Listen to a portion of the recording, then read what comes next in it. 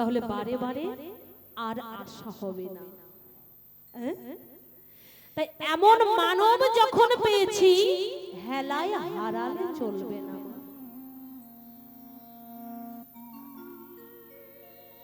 তাহলে দেখুন আজ সেই পঞ্চ পাণ্ডবের মধ্যে সেই তৃতীয় পাণ্ডব অর্জুন কি করলেন? আজ সবাইকে প্রণাম করলেন, দাদা তুমি বিদায় দাও, দাদা একবার তুমি বিদায় দাও। আজ সবাইকে প্রণাম করে আজ দাদার চরণে প্রণাম করছে আর বলছে, দাদা দাদা গো আমি চলে যাই,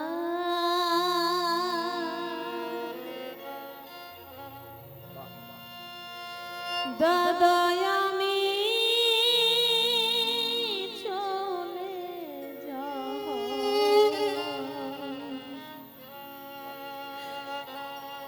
আমি চলে যাই,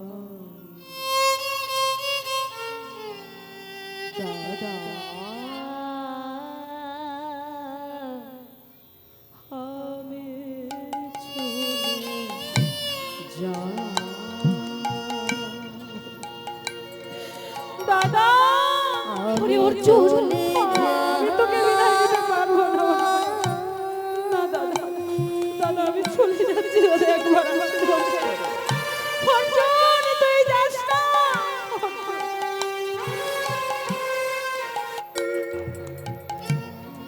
আমি চলে যাই,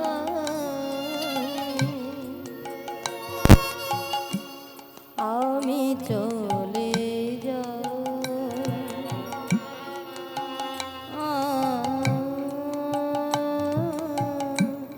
আমি চলে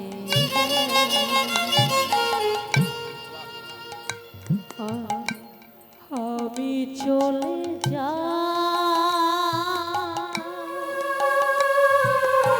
দাদা আমি চলে যাচ্ছি। দাদা অর্জুন যাস না তো। দাদা আমি চলে যাই, অর্জুন অর্জুন আমি চলে যাই, দাদা আমি চলে যাই। অর্জুন তুই যাস না। আমি চলে যাই, তুমি আমাকে বিদায় দাও। আমি চলে যাই, আমি চলে যাই, আমি চলে যাই। অর্জুন কেমন করে দেব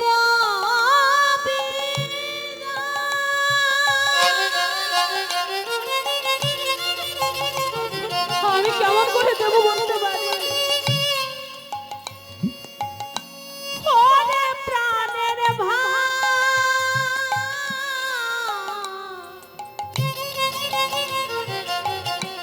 আমি কেমন করে দেব বিদায়,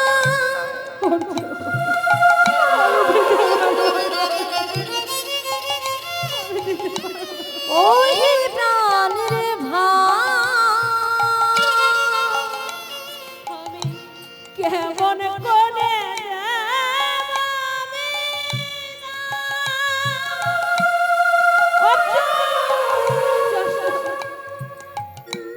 ওরে প্রাণের ভাই কেমন করে দেব বিদায়, ওরে প্রাণের ভাই আমি চলে যাই, আমি চলে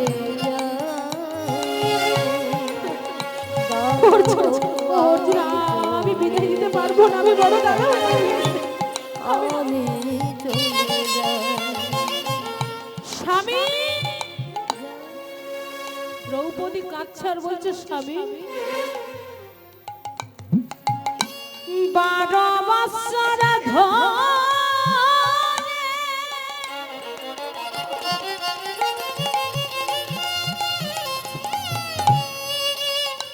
আমি রইব কেমন করে 12 বছর তুমি বলতে পারো স্বামী আমি কেমন করে থাকবো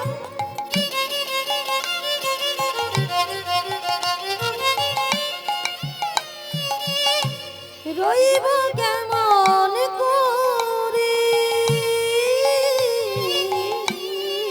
12 বৎসর ধরে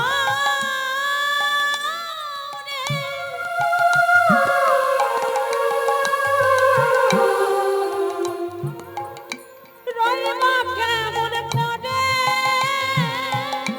কথা গেলে পাবে তুমি কথা গেলে কোথায় গেলে পাবে তুমি আমি চলে যাই আমি চলে যাচ্ছি দাদা দাদা আমি চলে চলে যাই। আমি চলে যাই আমি চলে যাই দাদা আমি চলে অর্জুন! আমি চলে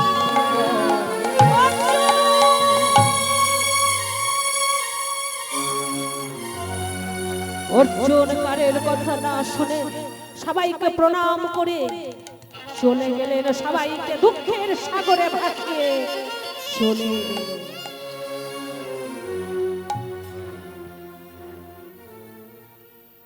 ওমা আজ কি করলেন সেই অর্জুন আমার সবাইকে কাঁদিয়ে প্রাণের দাদাদেরকে ছেড়ে ভাইকে ছেড়ে স্ত্রীকে ছেড়ে আজ 12টা বৎসরের জন্য চলে গেলেন অর্জুন। দেখো তিনি কিন্তু মনির কথা লঙ্ঘন করলো না। আপনারা আমরা হলে কি করতাম না? কেউ তো দেখেনি, কেউ তো দেখলো না। 12টা বছর কেন আমার এই জঙ্গলে জঙ্গলে ঘুরবার, কেন আমার ভালো জীবনটা এমন ভাবে নষ্ট করব? কিন্তু তারা কি করলেন না, সেই পঞ্চ পাণ্ডবদের মধ্যেই তৃতীয় পাণ্ডব অর্জুন কথা রাখলেন। তৃতীয় পাণ্ডব অর্জুন দেশ ভ্রমণ করতে করতে কোথায় এলেন না প্রয়াগে এলেন, যেখানে 12 বৎসর অন্তর অন্তর আমার কুম্ভ মেলা হয়। ও মায়েরা দেখুন, এই 4 জায়গায় কিন্তু কুম্ভ মেলা হয়। কি জায়গার নাম কি আপনারা জানেন তো সবাই? প্রয়াগ, হরিদ্বার ও উজ্জয়িনী ও নাসিক।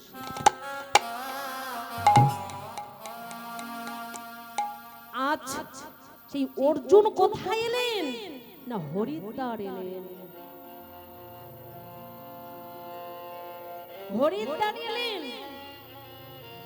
কুম্ভ মেলা, কুম্ভ মানে কি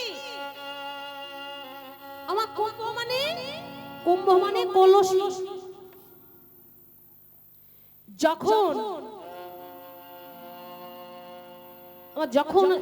সাগর মন্থন হয়েছিল, তখন ওই মন্থনের সময় ধনন্তরী কুম্ভ নিয়ে, অমৃত কলস নিয়ে উঠেছিলেন। আর সেই অমৃত কুম্ভকে কে সুরক্ষা জায়গায় রাখলেন না দেবরাজ ইন্দ্রের পুত্র জয়ন্ত। তিনি ওই স্বর্গেতে নিয়ে গিয়েছিলেন। আর নিয়ে যাওয়ার সময় আমার কি করলেন না পাতালে 4 জায়গায় রেখেছিলেন। এই মর্তলোকে 4 জায়গায়, প্রয়াগ, হরিদ্বার, উজ্জয়িনী ও নাসিক। তাই আজ সেই অর্জুন কি করলেন না, হরিদ্বারে আজ গঙ্গায় স্নান করতে নেমেছেন। স্নান করতে নেমেছেন, আর ওদিকে নাগরাজা, কৌরব নাগরাজার কন্যা উলুপি, তিনিও সখীদেরকে নিয়ে স্নান করতে এসেছেন। উলুপি নাগরাজার কন্যা। দেখুন নাগেদের কেমন দেখতে, নাগকন্যাদের কেমন দেখতে, মাথা থেকে কোমর পর্যন্ত কেমন। আমার একটু কথা বলবেন, ভালো লাগবে। হ্যাঁ মানুষ, আর কোমর থেকে পা পর্যন্ত মাছের মতো। এখন সেই উলুপি নাগকন্যা এখন তৃতীয় পাণ্ডব অর্জুনকে দেখে এত সুন্দর দেখতে না, তাকে দেখে আর নিজেকে স্থির রাখতে পারলেন না। কি করলেন, তাকে ভালোবেসে ফেললেন। তাই তাকে চরণটা ধরে টানতে টানতে পাতালে নিয়ে চললেন। পাতালে যখন টানতে টানতে নিয়ে যাচ্ছেন, এদিকে অবাক হয়ে তাকিয়ে আছে। কি তুমি কে, কোথায় নিয়ে যাচ্ছ, কে তুমি?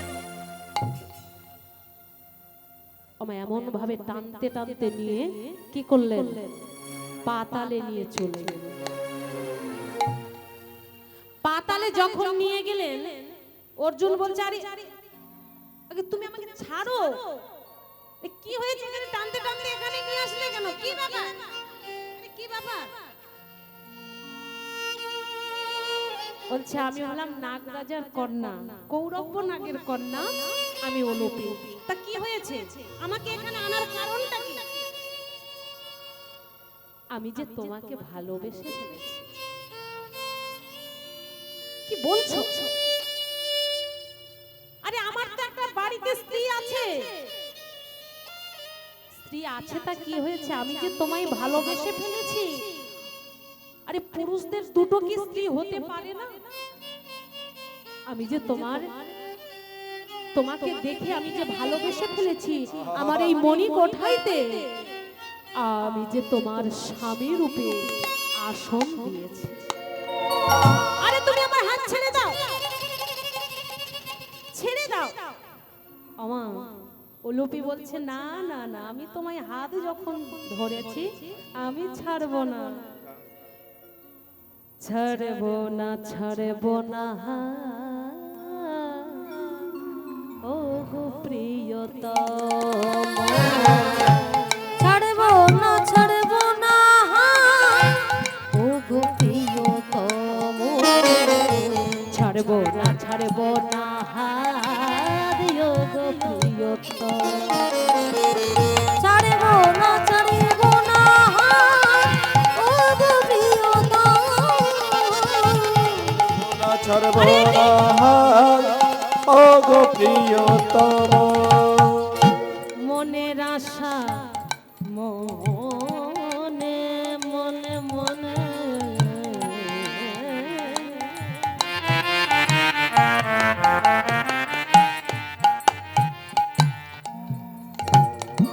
মনের আশা পূরণ কর তুমি স্বামী গো, তুমি স্বামী। ছাড়বো না, ছাড়বো না, ও গো প্রিয়তম, ছাড়বো না, ছাড়বো না, ও গো প্রিয়তম, আমায় তুমি করলে বিয়ে।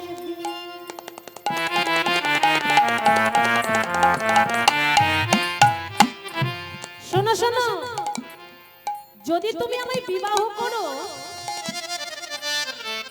তাহলে তোমায় একটা মণি দেব, যে মণিটা কোন মরা মানুষকে যদি তুমি ওই ছোঁয়াও, যে মরা মানুষ বেঁচে উঠবে। আরে তুমি কি বলছো? হ্যাঁ, আমায় তুমি করলে বিয়ে,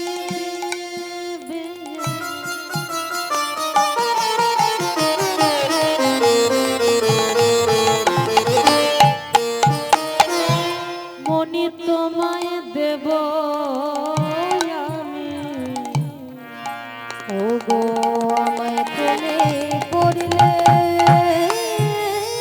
বিয়ে।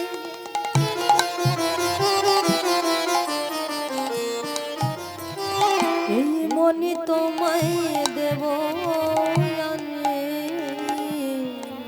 আবার মরা মানুষ উঠবে বেঁচে, মরা মানুষে উঠবে বেঁচে, আবার মরা মানুষ উঠবে বেঁচে, এই কথাটি যে ছাড়বো না ছাড়বো না ছাড়বো না ছাড়বো না ওগো প্রিয়তম। আর ছাড়বো না ছাড়বো না ওগো প্রিয়তম। আর ছাড়বো না ছাড়বো না ওগো প্রিয়তম। আহা! কি বলছো তুমি? আমি যে তোমায় ভালোবেসে ফেলেছি। ওমা, কোন নারী যদি কোন পুরুষকে যদি বারবার বলে না আমি তোমায় ভালোবাসি, আমি তোমায় ভালোবাসি, আমায় তুমি আমায় স্ত্রীর মর্যাদা দাও, ওমা থাকতে পারবে কি? হ্যাঁ, মিথ্যা কথা। ভালোবাসে না, অভিনয় করে। ও সত্যি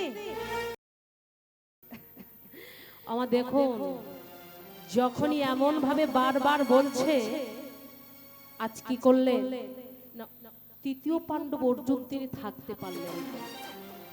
বেশ, এই নারীর যদি এত ইচ্ছা তার স্বামী যেন আমি হই, তাহলে তার মনের আশা আমি পূর্ণ করব। কি করলেন না, সেই অর্জুন উলুপিকে বিবাহ করলেন। বিবাহ যখনই করলেন, আমার কিছু বছর পর তার গর্ভে সন্তান এলো। সন্তান 10 মাস 10 দিন পরে আজ জন্মগ্রহণ করলো একটা পুত্র সন্তান, যার নাম রাখলেন ইরাবান। ইরাবান, ইরাবানের যখন 5 বছর বয়স, তখন ছোট, অর্জুন উলুপিকে বললেন, উলুপি উলুপি এইবার আমি তাহলে আসি, আমার এখন যে যেতে হবে। উলুপি বললেন, স্বামী গো, তুমি যে চলে যাবে, তুমি যদি চলে যাও, আমি তাহলে কিভাবে জানবো তুমি কেমন আছো, তুমি বেঁচে আছো, তুমি কেমন ভালো আছো না কেমন আছো, আমি কিভাবে জানবো? অর্জুন তখন বললেন, উলুপি, তার জন্য তোমার চিন্তা করতে হবে না। দেখুন মা, এখনকার দিনে যেমন ফোন ব্যবহার হচ্ছে, তখনকার দিনে কিন্তু ফোন ছিল না। কি টেলিফোন ছিল? ছিল না। তাহলে তখনকার কেন্দ্র করে কিন্তু এখন ওই ফোন ব্যবহার হচ্ছে। ফোন তৈরি করেছেন তখনকার। তাহলে তখন ওই যে অর্জুনের এমন একটা ক্ষমতা ছিল, ওই অর্জুন দ্রোণাচার্যের কাছে 2টি বাণ নিয়েছিল। 2টি বাণ, যে একটা বাণ যখন প্রয়োগ করবে, সেই গুরুদেবের চরণ ধৌত হয়ে যাবে। আর দ্বিতীয় বাণ যখন প্রয়োগ করবে, কখন না, যখন কোনো শুভ কাজে যাবেন, যেই প্রয়োগ করবে, ওই বাণটা গিয়ে গুরুদেবের কর্ণকুহরে গিয়ে বলবে, গুরুদেব, আমি যে কাজে যাচ্ছি সেই কাজে থেকে যেন আমি ভালো হয়ে ফিরে আসতে পারি, সেই কাজ যেন আমার শুভ হয়। যেদিন ভালো যাবে সেই দিন বাণ ফিরে এসে বলবে ভালো যাবে, আর যেদিন ভালো হবে না সেই দিন বলবে তুমি যেও না, আজকে তোমার ভালো হবে না। আমার সেই দিন অর্জুন কিন্তু বের হতেন না। তাই অর্জুন কি করলেন, উলুপিকে বললেন, উলুপি তোমার কোনো চিন্তা করতে হবে না, আমি পাতালপুরীতে দারিদ্র বৃক্ষ অর্থাৎ ডালিম গাছ এখানে পুঁতে দিয়ে যাব। এই ডালিম গাছটা যতদিন দেখবে সজাগ আছে, ভালো আছে, জানবে তোমার স্বামী বেঁচে আছে।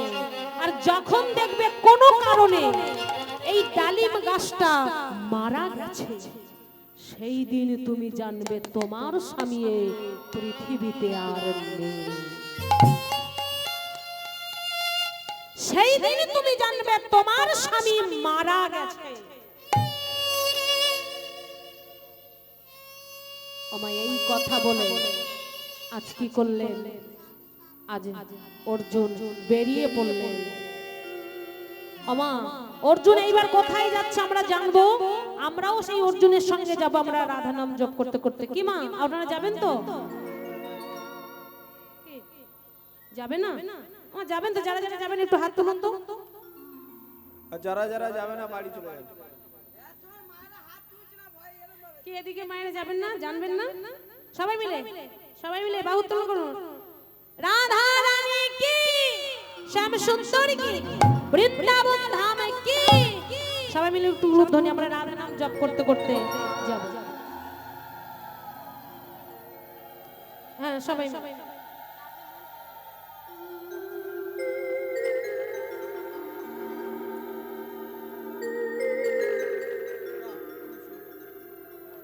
রাধে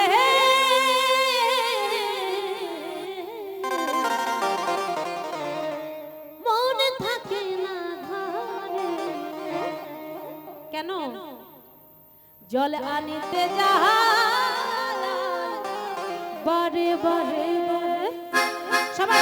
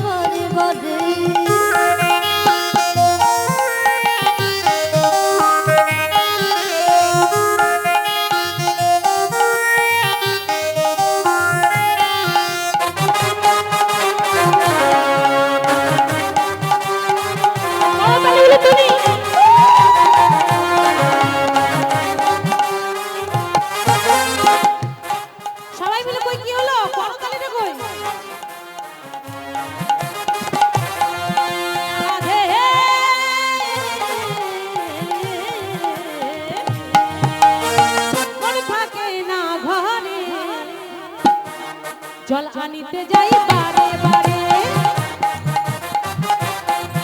রাধে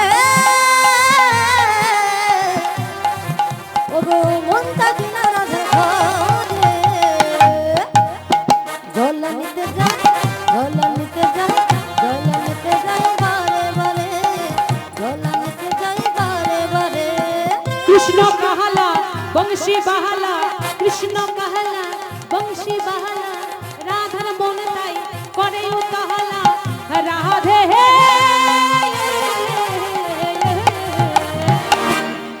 রাধা রানী কি, সব সুন্দর কি, বৃন্দাবন ধাম কি, মন থাকে না ঘরে,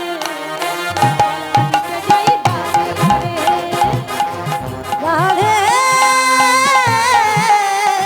মন থাকি না রাধে ঘরে,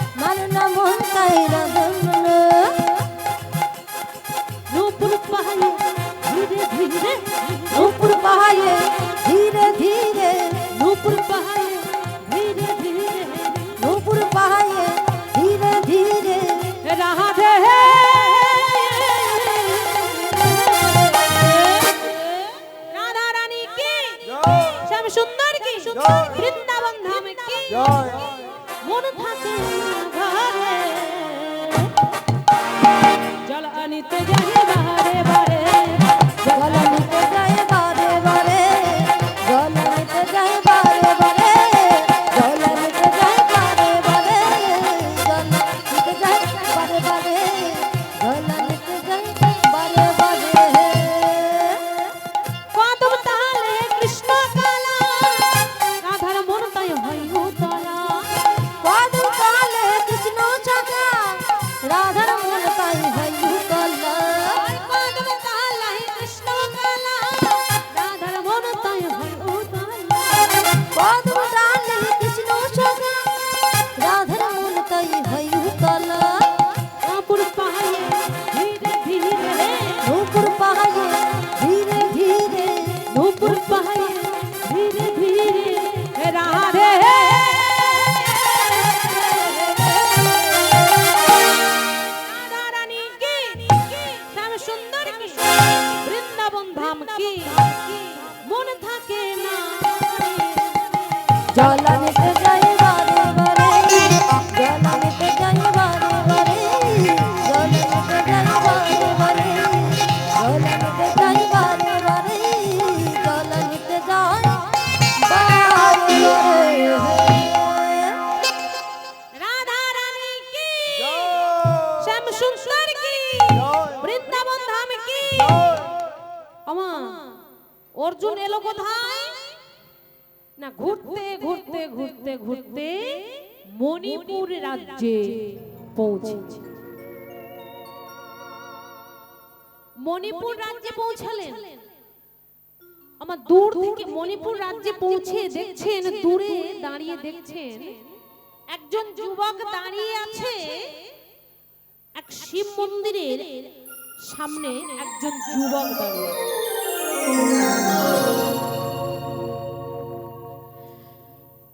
এখন কি করেছেন সেই যুবকের কাছে এখন অর্জুন গেলেন দেখছেন রাজ বেশ পরিধান করে আছেন চিন্তা করলেন এক রাজকুমার এখন রাজকুমার মনে করে যখনই তার সামনে গিয়েছেন দেখছেন সে রাজা নয় মানে রাজকুমার নয় সে একজন কোন পুরুষ নয় সে একজন